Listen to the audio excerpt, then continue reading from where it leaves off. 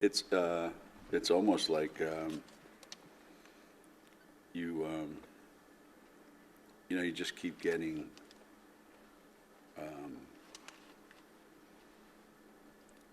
I don't even know how to describe it, like that, because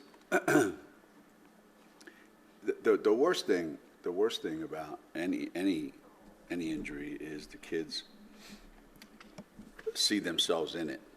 Like, what if that's me? What if I have to go through that? So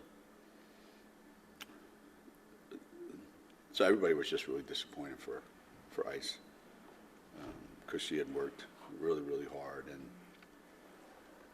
she had made so much progress and fit in so easily into what we were doing, offensively, defensively.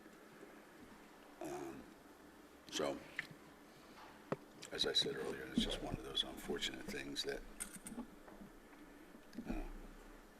you just keep seeing weird things that make you shake your head and wonder what's the limit on weird things you can see. I don't know. I think we're getting punished for the 10, 15 years where nothing happened, and it's almost like now it's our turn. And again, they're all just freak things that happen that just you can't explain why. It's like, well, you should have done this. No, that's not the cause. Well, you should prevent this. But there's never been in the history of college basketball by athletic trainers all over the country, strength and conditioning coaches, to do more preventive stuff than it's ever been done any time in the history of this game, and it's being done now. And so you look around, and everybody's got to deal with something. So it's got to be bigger than that. It's got to be something that I think we've all been trying to address, is what happens when these kids are in high school and how much they train and overtrain and lack of playing other sports. And, so we've all talked about it with doctors and specialists and people who do this stuff, and I said, never in history have this many kids been so sheltered in terms of one sport, and that's it, all year round. There's almost like there's no off season. I don't like it, but that's the world that they live in. And and a lot of kids, not just here, they go to college with pre-existing problems that now you got to deal with. So it's just it's just a different world, and it's unfortunate. But I remember, from past experiences, the weirdest thing happening to kids at the worst times. I think I just read someplace where somebody tore some ligament, and they said, we've never heard of it before. I said, I did. Svetlana did it, the exact same place, on her foot. So you just see things that you just make you shake your head. I could see somebody's running down the field and or down the court, and somebody whacks them, and you go, oh boy, that doesn't look good. But some of the stuff that you're seeing just doesn't make sense. She had one issue, on her knee, but who's to say whether that was, any part of it? And same thing, no contact, nobody near her, and not even like land and something happens. Just your foot slips, and then you land the wrong way. It's the craziest thing. You just keep your fingers crossed. I think every college coach, every pro coach, you look at, how many players they're out a month, they're out 2 months, they're out for the season. It's just, and there's a dilemma that you have as a coach and as a, strength and conditioning person. If you undertrain, you're risking the chance of an injury. If you overtrain, you're risking the chance of an injury. Finding that sweet spot is, I don't think it's scientific, it's luck. Do you see a solution for sports specialization like we're talking about? Solution? Yeah, do you see one? Nope. I don't think it'll ever going back to, kids playing 2 or 3 sports in high school and getting a chance to use other parts of her body. I don't know that that's ever going back. We're recruiting a kid that I think is the best, one of the best, if not the best player in the country, who plays basketball and plays softball. So they're still doing it. There's still some kids that are doing it. It's just not the average. It's not the norm. Let's put it that way. They're just, it's affecting more people. That's the biggest difference. And you could honestly say that, I'm sure other teams are being in this situation, that in '97 we're the number one team in the country by 100 miles, and Shea running to catch a pass and tears her ACL in the first game of the NCAA tournament. We're the number one team in the country, and Nikisha Sales tears her Achilles on senior night. We're the number one team in the country, and Svetlana, does her foot, and then Shea does her ACL again in Big East championship game. We've dealt with it, and everybody has to deal with it, and you just got to get through it. That's all there is to it. She's got the Larry Bird routine, if you remember watching those games. So she'll go out there, and we'll be out there 15, 20 minutes, and she'll go, and she'll go, and she'll go. And then you look over, and she's laying on the floor, stretching her back, But overall, I think she looks great. I think she looks great. She feels good.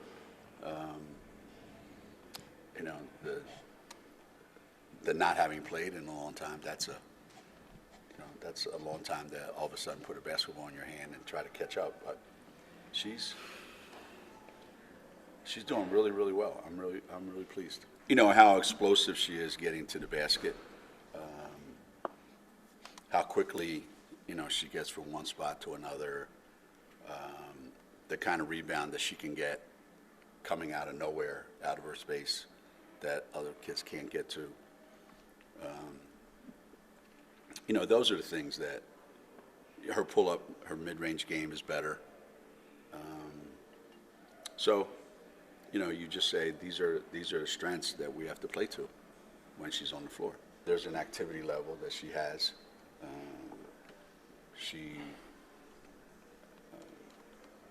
She brings the energy level up, when she gets in. There's an aggressiveness that she plays with, and that was her first game in a long, long time, So I think she was quite effective. For kids like Aubrey, it's mostly a confidence issue,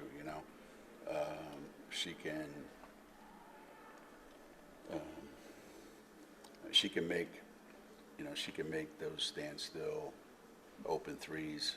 It's just having the confidence to take them when they're open, and not worrying about what happened to the last one. So that's been a big part of her growing into a more diverse offensive player than just getting to the basket. That we stink defensively, and it was my worst fear. I knew we would be, because we really haven't spent all the time that we need on it. This team is not used to playing together, so you've got Dorka out there for long stretches of time with no live, and you've got Caroline playing more minutes, and Lou playing that hasn't played before. So it's a different look, and they've meshed really well offensively, but not defensively yet. So that's been a big point of emphasis, and this next 4-game stretch, or four-day practice stretch. I think coaches go in different directions. I think when you're, I've always thought when you're trying to set up, what's our preseason going to look like? I think one thing takes more precedence over another, and for the longest time, I think over the years, it's always about, let's get our defense where it needs to be, and then we'll worry about our offense. And that's how most coaches have grown up learning how to coach. that probably is still true. I've just chosen to go a different route and figure, I don't know, we may not be that good defensively anyway, so we better figure out how to score 100 in case we give up 95, you know? Just bored after 38 years or what? But that, I think the game has changed so much, you know, that you have to feel really confident that you can score a lot of points, that you can make shots.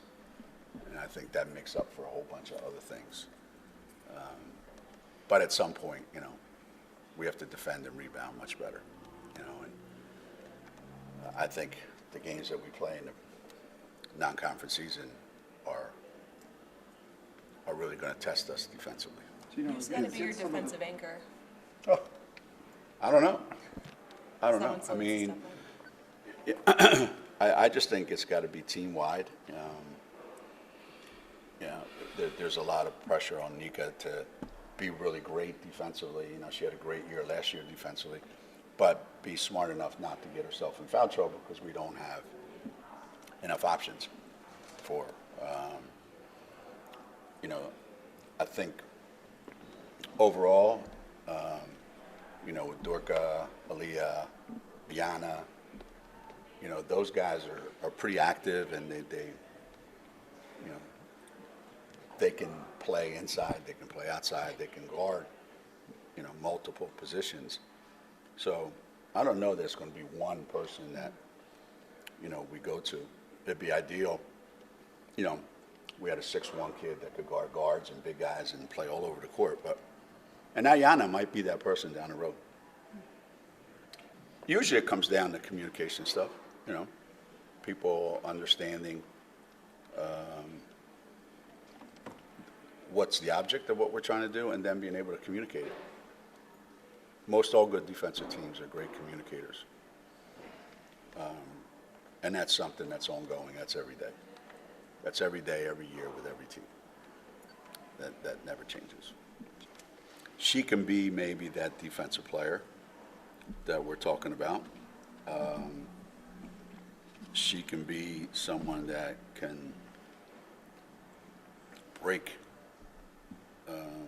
through somebody's really good defensive schemes and just be able to get to the basket quicker than anybody else we have and be able to finish at the rim better than anybody else we have.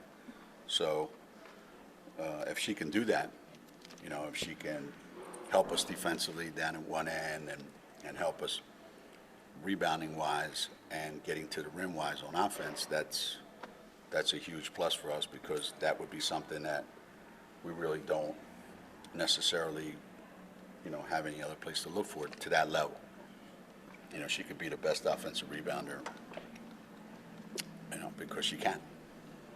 She can be. I thought she looked really good. You know, Azzy's she's a good basketball player. You know, she handles the ball well. She's strong. You know, she can go from here to there. So, yeah, it's you know, we've tried to make it so it's not like, well, you know what, when you're over here, this possession, you're the point guard. When you're over here, this possession, you're not.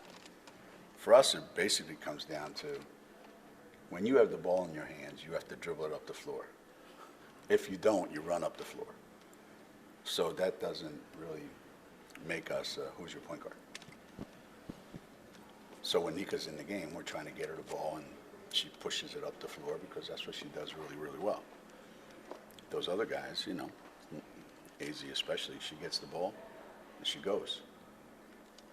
And I don't worry about it because I know something pretty good is going to happen. I think